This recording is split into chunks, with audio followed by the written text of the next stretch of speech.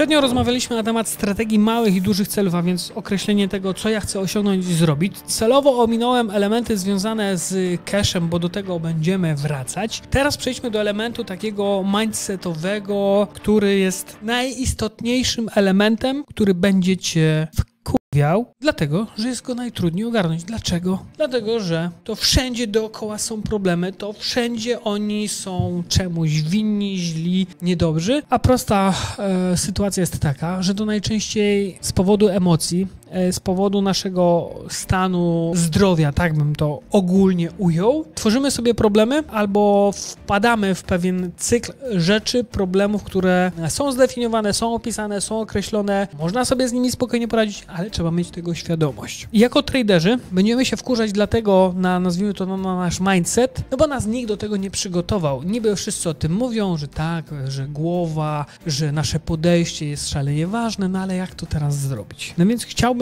tutaj pośpieszyć z odpowiedziami. Sprawa numer 1. Odniesiemy się do dwóch podstawowych emocji, które w tradingu, w inwestowaniu na pewno się będą pojawiały. To znaczy jest ich więcej oczywiście i można je tam rozbijać na bardziej szczegółowe rzeczy, ale takie dwie opcje, które jakby coś powodują, to znaczy zaburzają nam bardzo mocno możliwości. Sprawa numer 1 to jest chciwość i to jest element, od którego większość uczestników rynków finansowych zaczyna, to znaczy gdzieś coś zobaczyła i poczuła ekscytację. Dobra, jest napisane chciwość, ale nazwijmy to ekscytacją, podnieceniem, jak chcesz. Ważne, żebyś nauczyła się, mówiąc o tradingu, definiować sytuacje, momenty, przemyśl po prostu to, w jakich sytuacjach ty się podpalasz, ale tak, wiesz, tak euforycznie, tak mega pozytywnie. Czym się to objawia? Dobra, tak, że chcesz więcej zarobić, że chcesz szybciej, że jutro, z czego się to bierze? I oczywiście może być szereg odpowiedzi. Możesz sobie wypisać, że ta moja chciwość, pragnienie zarabiania pieniędzy, że tak, że tym razem, że super pójdzie i tak dalej, że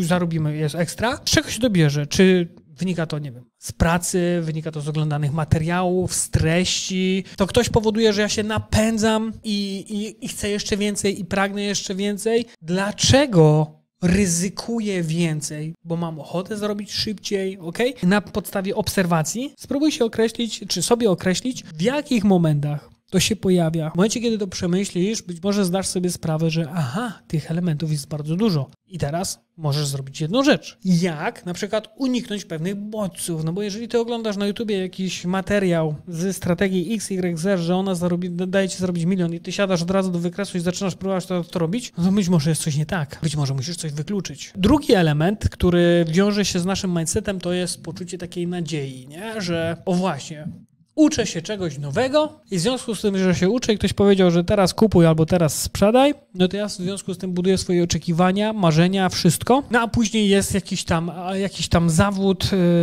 no bo coś się nie realizuje, albo otwieram pozycję w jakimś tam kierunku, bo miałem jakieś tam przemyślenia i później mam taką nadzieję, że jednak cena wróci do jakiegoś punktu. To jest bardzo częste podejście i bardzo częsta sytuacja, która się dzieje. I znowu zdefiniuj, skąd się bierze ta nadzieja, w kontekście podejmowanych decyzji, w kontekście ruchów, które wykonujesz około tradingowych albo samych tradingowych i dlaczego one są ważne. I zarówno te elementy związane z chciwością, z euforią, jak również z tym poczuciem nadziei, czasami żalu, że czegoś nie zrobiliśmy i tak dalej, i tak dalej. To wszystko przekuwa się na to, że im więcej tego typu sytuacji doświadczymy, a później nas życie sprowadza do zera, to znaczy byliśmy chciwi, chcieliśmy więcej, rynek nas utopił. Albo wyzerowaliśmy konto, albo straciliśmy wszystkie zyski, jesteśmy w punkcie zero. To jest dobra sytuacja, albo straciliśmy jakieś pieniądze. Tak samo jest z nadzieją. Było nieźle, było fajnie, tu ktoś powiedział, tu coś miało być super, moje oczekiwania tak urosły, Jep. Dlaczego to ma znaczenie? Dlatego, że to prowadzi do paraliżu decyzyjnego. Ty niby się później uczysz, później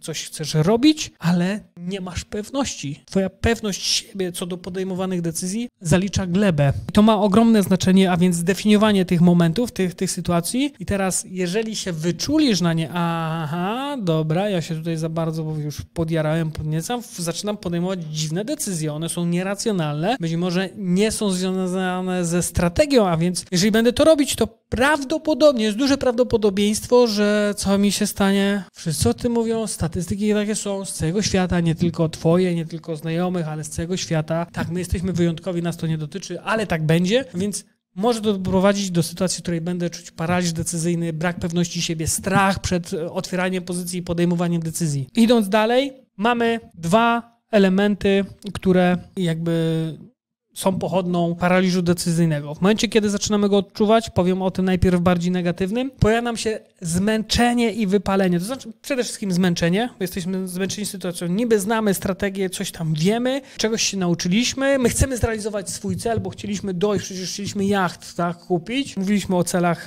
poprzednio, więc no, ja bym chciał to zrobić, ale nie idzie, bo kurde, kręcę się w miejscu. Automatycznie, po krótkim czasie, u niektórych będzie szybciej, u niektórych dłużej, u niektórych po tygodniu, niektórych po miesiącu, przychodzę w stan wypalenia takiego emocjonalnego, po prostu mi się przestaje chcieć coś tam robić. I chciałbym powiedzieć, że w kontekście wypalenia, oczywiście można to zostawić, jeżeli przeczekasz wypalenie na zasadzie, bo mi jakoś minie, no to mija na powiedzmy przy pierwszym takim poczuciu wypalenia, przy treningu to na pewno się pojawi. Zastrzegam, to być może po 2 tygodniach, po tygodniu wrócisz do tematu, zaczniesz coś tam robić, patrzeć na te wykresy i tak dalej, się tym zajmować, ale kolejne wypalenie przyjdzie szybciej, będzie dłuższe, będzie mocniejsze i będzie ci trudniej z niego wychodzić i kolejne będzie tak, aż w pewnym momencie powiesz, niby wiem, niby coś tam umiem, ale coś tam niby robię, ale żygam tym, ale coś tam robię, ale żygam tym. Nie dojedziesz do celów, o których myślisz albo które sobie postawiłaś. Nie ma takiej możliwości. I teraz wyjściem z tego jest uświadomienie sobie, że tak. Po pierwsze, jest to stały element naszego życia. Są rzeczy, które nas jarają, nakręcają, a później jest ciężka praca. Jak jest za dużo ciężkiej pracy, pamiętacie, mówiłem o tym, żeby efektywnie zarządzać czasem, więc jeżeli forsuję tempo, forsuję swój czas, swój organizm, pojawia się wypalenie, bardzo często tak jest i ono się po prostu nastąpi, więc mogę w sposób świadomy prowadzić rzeczy, które będą powodowały, że ja te wypalenie będę rozciągał w czasie, albo jego przyjście będzie mocno oddalone, albo będzie zaplanowane. I takim elementem to jest element, który w mojej ocenie warto sobie wprowadzić z tą świadomością, że tak, wypalenie na pewno się pojawi, zmęczenie się na pewno pojawi, więc ja muszę ładować baterię, ja muszę się regenerować, ja muszę się relaksować i pomimo tego, że może być to ambitne, postaraj się zaplanować takie czynności w miesiącu, nie mówię w tygodniu byłoby super, ale przynajmniej w miesiącu. Nie musi być super ultra dużo, nie muszą być wycieczki zagraniczne i tak dalej. Nie, ale postaraj się, żeby zaplanować sobie chociaż jeden weekend w miesiącu na taki full reset. Być może z rodziną. Jeżeli cię rodzina, przyjaciele nie relaksują, zaplanuj w inny sposób, ok? Ale coś, co pozwoli ci się odciąć od wszystkich informacji, nawet od twojego celu, który sobie stawiasz, bo chcesz go osiągnąć, na chwilę się wyłącz, ok? Nie wiem, możesz iść popływać, możesz spędzić czas w lesie, możesz zrobić ognisko, grilla, cokolwiek. Naprawdę miliony możliwości, ale zaplanuj to i mało tego, to zrób, nie odwlekaj. To znaczy, jak masz plan, że nie wiem, w piątek albo w sobotę lecisz i nie macie do niedzieli, to zrób.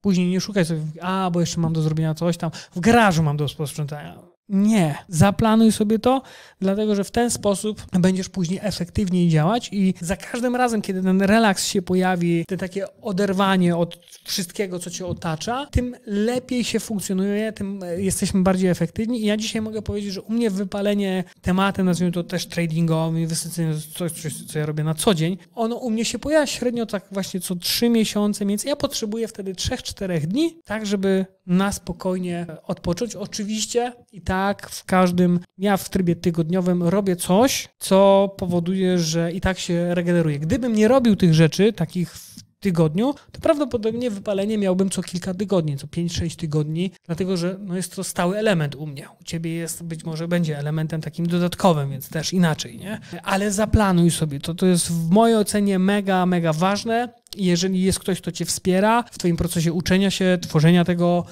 elementu związanego z tradingiem, z inwestowaniem, się tego uczysz, zaplanuj to ze swoim partnerem, swoją partnerką, jak najbardziej tak, zróbcie taki plan, słuchaj, potrzebuję twojego wsparcia, potrzebuję się regenerować i zaplanujmy sobie jakieś fajne rzeczy, nawet wyjście nie wiem, do teatru, na stand-up, do kina, cokolwiek, takie małe, drobne rzeczy, ale które robicie i zgodnie z planem trzymaj się tego, relaksuj się, rozmawiajcie i tak dalej. Mega, mega ważna rzecz, która jest przez większość definiowana jako, ja wiem.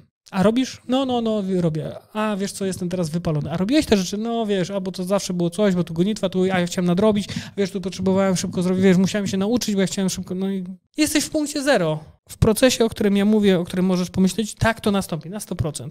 A więc udawanie, że tego nie będzie, nie trzeba będzie się z tym zmierzyć, jest bez sensu. Ale jak już czujesz symptomy, że przeciążyłem się, czasu było za dużo, zrób już, jak tylko poczujesz taki moment, że wchodzi zmęczenie, zrób, bo jak się pojawia zmęczenie, zaraz w moment masz wypalenie, na wypaleniu totalnie nic nie zrobisz. Odchodzisz od realizacji swoich celów. Sorry, ale tak to działa. Kolejna rzecz, która jakby dobrze się sprawdza ale to jest element, bym powiedział, rutynowy, taka codzienność, który dobrze działa na właśnie zmęczenie i wypalenie, to jest, ja to nazywam ćwiczeniem wdzięczności, ale to jest coś, co trochę przyrównać do elementów rutynowych, mianowicie my bardzo często dążąc do czegoś, realizując jakiś cel, nie dostrzegamy drobnych, małych sukcesów, które odnosimy, takich nawet zmiany o 1%, takiego to, co nas otacza, pracę, jaką mamy, znajomych, rodzinę, przyjaciół, ludźmi, którymi się otaczamy, tego jak świat dookoła nas wygląda, jakie mamy możliwości. Bardzo często mówimy sobie, ale jest do dupy, ale jest chujowo, ale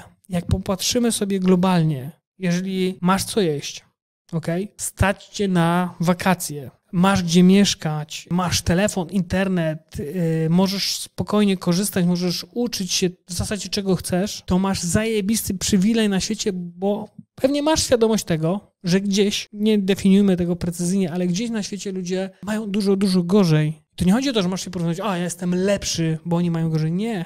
Ale doceń to, że żyjesz w świecie, w otoczeniu, które daje ci możliwości do tego, żeby coś zmieniać, żeby coś osiągnąć. To, czy ty będziesz mieć helikopter i samolot, być może jest wtórne, ale doceniajmy to, co mamy, sprowadzajmy siebie na ziemię po to, żeby dostrzegać te małe, drobne rzeczy, które się dzieją i doceniajmy je, bo bardzo często my liczymy na wielkie skoki i na wielkie, że tak powiem, zmiany, a to nigdy nie możesz mieć jakiegoś super szczęścia, że cię trafi po prostu, ale najczęściej jest tak, że to z drobnych, małych kroczków tworzy się coś dużego, Więc fajnie, jeżeli będziesz w stanie te małe, drobne rzeczy obserwować i po prostu być za nie wdzięcznym. Jeżeli masz partnera, masz rodzinę, super, powiedz im o tym, że super, że jesteście, super, że mnie w tym wspieracie. Jak cię nie wspierają, to przegadaj temat, słuchaj, potrzebuję wsparcia, bo nie wiem, jesteś dla mnie ważna i tak dalej, bo ja chcę coś zrobić, być może ty też masz takie rzeczy, więc ja cię też będę wspierać i tak, ale bądź wdzięczny za to, jeżeli ci pomagają, jak ci nie pomagają, to oczywiście trzeba to przegadać. I doceniaj swoje osiągnięcia, bo to jest, uważam, kluczowe. Zobaczysz, że ta wdzięczność naprawdę w drobnych rzeczach, że ktoś ci pomógł, nawet, że czasami ktoś się uśmiechnie, że ty to zrobisz. Tak samo możesz dać to od siebie. Jest to motor napędowy do tego, żeby iść dalej. Jeżeli będziesz tylko patrzeć, bo ja miałem dojechać do punktu docelowego i po drodze nie ma żadnych innych elementów drobnych, które widzę, że zdobyłem wiedzę, już teraz wiem, na co patrzę na wykresie. Zajebiście, to jest ogromny sukces. Wiem, co to znaczy, że cena jest w trendzie spadkowym, w trendzie wzrostowym. Potrafię coś z tym zrobić, zdefiniować, określić. Mam rację, potrafię użyć strategii. Zajebiście, masz ogromny sukces. Czy to przynosi już pieniądze? Nie musi od razu przynosić pieniędzy, ale to jest zajebisty sukces, więc bądź wdzięczny za to, że progresujesz, że coś osiągasz, że idziesz do przodu. Zdefiniuj to, nie zapominaj o tym, dlatego że w momencie wypalenia, zmęczenia to jest też element, który jeżeli go dostrzegasz, to wypalenie i zmęczenie będzie naprawdę krótkie, nie będzie takie dojmujące, takie uciążliwe, tylko spokojnie sobie z tym poradzisz. I można powiedzieć, że te aspekty, o których sobie tutaj powiedzieliśmy do tej pory, a więc o czasie, o mindsetie, o tym, co nas może gdzieś tam blokować, są aspekty, które można przełożyć na wszystkie dziedziny naszego życia, bo one po prostu takie są. Tak jak powiedziałem w pierwszej części o pogodzie, tak samo tutaj może być sytuacja, że nie wiem, pogoda mnie przygnębia i raczej nie mam jakiegoś takiego pozytywnego nastawienia, żeby zasuwać, zapierdzielać, potrzebuję słońca i tak dalej. To w tym czasie rób takie rzeczy naprawdę drobniutkie, elementy, które powiedzmy, że odhaczasz, że dobra, zakończyłem ten dzień, coś tam do przodu. Nie rób dużych rzeczy wtedy. Jak najbardziej tak, ale znowu możesz to uwzględnić w tworzenie procesu. I moi drodzy, w kolejnej części przejdziemy sobie do elementów związanych z cashem, a więc co tutaj można zrobić, na co zwrócić uwagę.